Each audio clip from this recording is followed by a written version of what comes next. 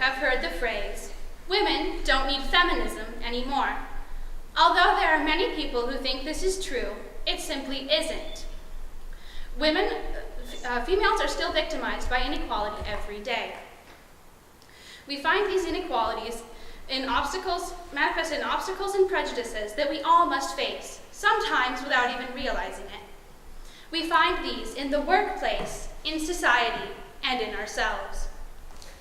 As women in the 21st century, we stand on the shoulders of the activists who came before us.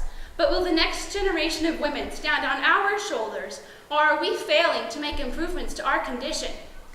In 1970, women made on average 59 cents per dollar that a man earned.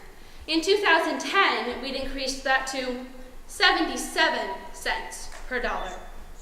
As activist Marlo Thomas joked, 40 years and 18 cents. A dozen eggs has gone up 10 times that amount. All kidding aside, the fact that decades of protests and progress yielded such small gain speaks volumes about the stalled state of the feminist revolution.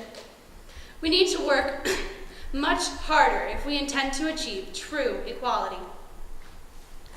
In the workplace, many women are discriminated against every single day.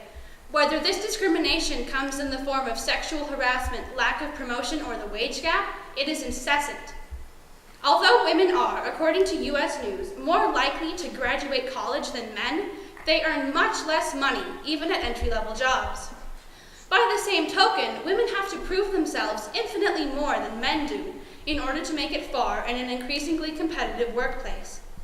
As a 2011 McKinsey report noted, why are men promoted based on potential while women are promoted based on past accomplishments? But work is not the only place where women face discrimination. Recently, my father brought home a documentary by Olympic cyclist Catherine Bertine. Throughout the film, she exposed the various roadblocks that women in this sport face. Even professional female cyclists on the level of Bertine herself have no base salary.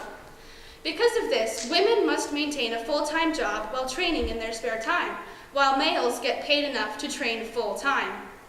Women's sports in general do not get the same amount of press coverage or sponsorships that men's do, and therefore sometimes the only women you will see on national sports coverage are the ornamental ones, leading cheers or passing out trophies. To find more ways in which women are demeaned in our society, we need only look at pop culture. When my mother and I went to watch the movie Suffragette, a riveting film about the suffragette movement in Edwardian England, we noticed that all of the names of the directors, producers, writers, and such were female, and it struck us that that is very rare. It turns out that in 2011, women accounted for only 15% of writers, 17% of executive producers, and 4% of cinematographers working on the top 250 grossing films. How will the media's view of women, which impacts our view more than we may think, ever improve if the vast majority is presented by males, leaving out the female perspective almost entirely? One more insidious way that women are demeaned in our society is insults. Consider this. In order to insult a male who plays a sport, you tell him that he plays like a girl. In order to insult a man in general, call him a sissy. Being compared to women is very demeaning to men. This is because women are considered inferior to men. This all compounds into one giant societal stumbling block that women must overcome in order to be successful. As women, we are obstructed by stumbling blocks that exist in ourselves.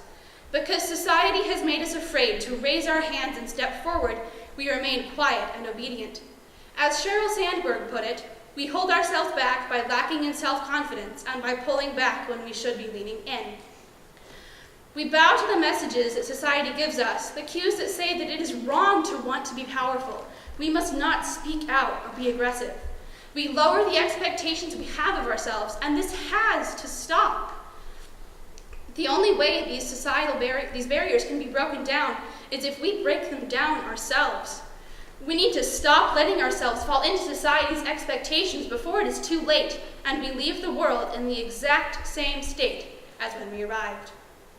Thanks to organizations like the AAUW, it is easier than ever to improve our place in this world. Now, please understand that American women are among the luckiest in the world for possessing the rights that we do have. But just because things could be worse does not mean we should stop trying to make them better. The dictionary definition of gender inequality states that it arises from socially constructed gender norms, as well as biologically through brain structure and hormonal differences. Undeniably, men and women are biologically different, but there is no reason that this should translate into economic and social inferiority. This illusion of inferiority stems solely from social constructs that have no place in 21st century America. So yes, we do still need feminism to improve our place in this world. We need to improve our treatment in the workplace, our treatment by society, and our treatment by ourselves. Thank you.